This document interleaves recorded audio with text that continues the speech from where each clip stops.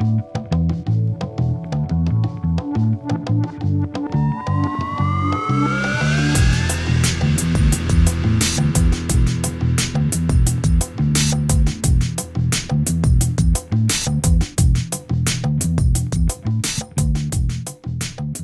from India, Mumbai. My name is Bijoy Jain, and we run a practice called Studio Mumbai. I'm the principal of the practice.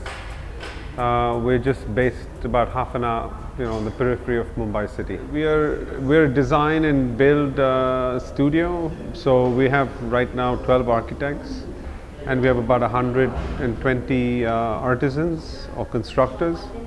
And that's what actually makes up the studio.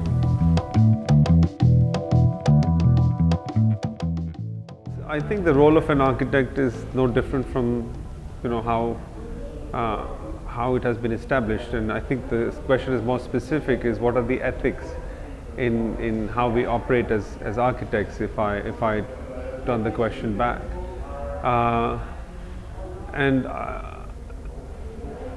I think it varies. I think it varies from person to person, but what is important is a set of ethics that one operates within, and each person will have their own individual set of ethics that are critical. So in my case, I think what is important is a certain sensibility or an affinity to the work that is being done and the participation with the work that is being done. And I think what also remains critical is there's a certain ease of means. And when I use the word ease of means, I mean in the constructability, in the effectiveness and of the materials, in its empathy to its internal and external surroundings. So I think I can be sort of, this is more in a sort of a nutshell, because this idea can be elaborated. But I think all in all, it's this idea of an empathy to the human condition, for me, which is I think the most critical. And I think the endeavor of architecture is to form this very fundamental relationship. I don't know if that is something we, consciously endeavor to do, this idea of innovation. And again, what is the precise meaning of the question of innovation? So our practice is actually more interested in a certain way of doing or making that presents, I would say, the path of least resistance. I think that's what is fundamental to the core of our practice.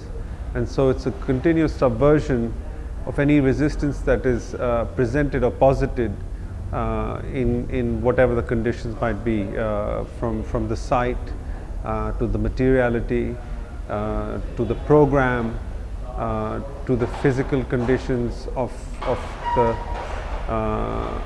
constructability of the project. So I think these are aspects that remain, core to our thought process. And so, more than innovation, I think it's this idea of being able to move more fluidly and effortlessly, against forces or obstructions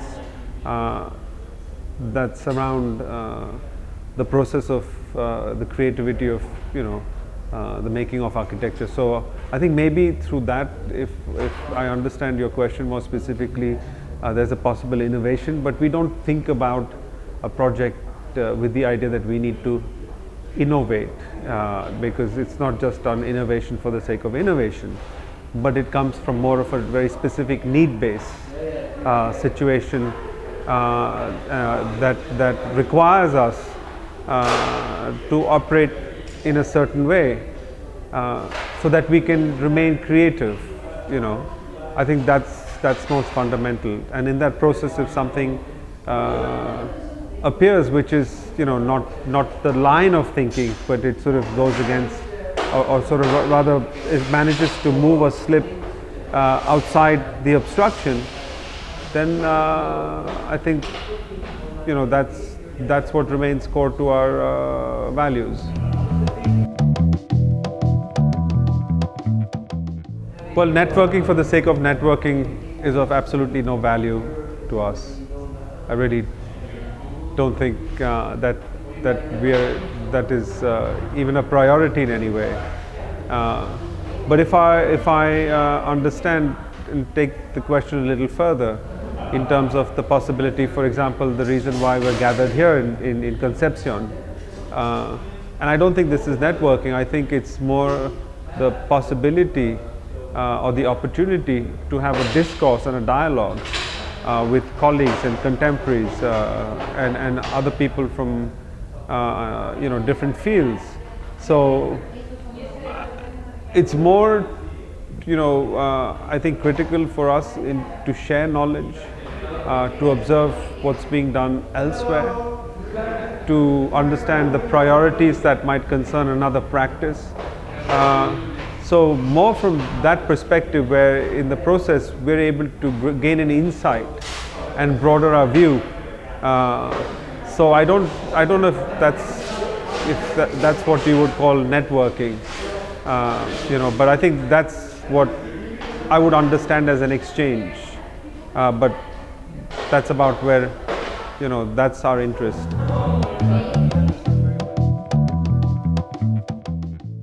I think more so the internet has become a valuable tool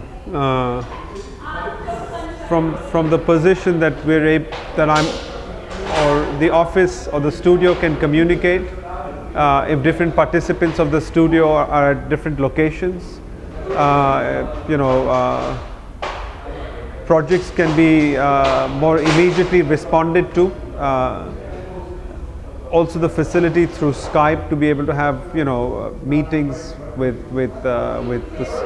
people on site or with clients, and also the possibility to be able to have communications, in this case with Peso and Sophia's office, openly, which would have been difficult, I think, in several years before the internet. So in that sense, it's opened up possibilities. Do I go onto the internet to surf on the internet or to? No, I don't personally. But it definitely has. I wouldn't say it has allowed us to be more transient and more nomadic in the process of working. What remains fundamental is being curious. Vulnerable, and more than anything else, open and pursue architecture with a certain humility. I think these are sort of important ingredients because that would open up possibilities. Because as a student, I think it's critical to explore the diversity that architecture has, or the possibilities and the methodologies that are available.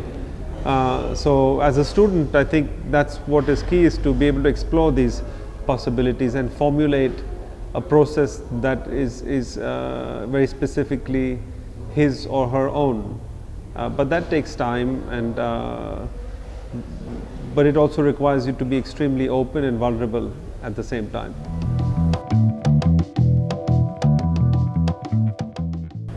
Had I known the things we have encountered, maybe I would not have started the office.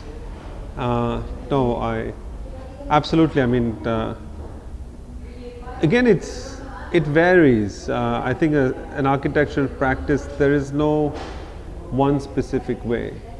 We chose a specific path that was, and what was fundamental in this was to produce a certain body of work or kind of work that was possible in the environment that we operated in, and that remained sort of at the helm of our process.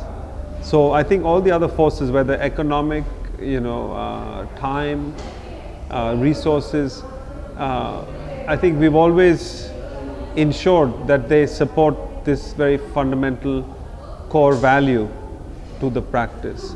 So yes, we have sometimes there are difficulties which can be economic ones, but I think just like the weather, you have to be patient, because in time to come, it will pass, or it passes, and then there are new other situations that arise. So I think for me, what's exciting about the studio, the process of running a practice, is new possibilities that open up every day. Sometimes difficult ones, but anyway, they're new, and then they have to be encountered. New ways of looking at these situations have to be formulated. So every day is a new day. Every day it's like you're starting your practice like you started on day one.